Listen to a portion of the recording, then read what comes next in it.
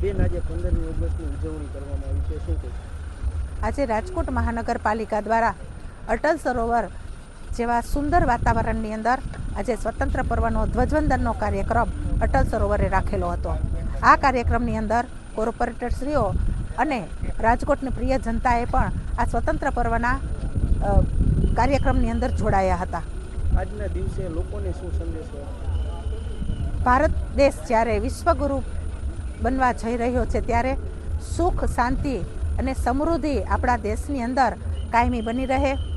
નાત જાતના અને ધર્મના વાડાઝાડાઓ તોડી આપણે સૌ એક સાથે સંપીને રહીએ તેવો હું શુભ સંદેશ પાઠવું છું. આગામી દિવસોમાં રાજકોટને કેવું નજરાણું નવું કંઈ મળશે? રાજકોટ આમ જોઈએ તો દિવસે ને દિવસે જ્યારે એનો વિકાસ થતો જઈ રહ્યો છે ત્યારે ઔદ્યોગિક ક્ષેત્રે જોઈએ તેમજ શાળા, કોલેજ અને શિક્ષણની ક્ષેત્રે પણ રાજકોટ ખૂબ વિકાસ પામતો રહ્યો છે. ત્યારે લોકોની જરૂરિયાત અને રાજકોટમાં જે જરૂરિયાત હશે તે પ્રમાણે નવા પુલો, નવી હોસ્પિટલો અને નવા બગીચાઓ આપણે રાજકોટ મહાનગરપાલિકા દ્વારા આપવામાં આવશે.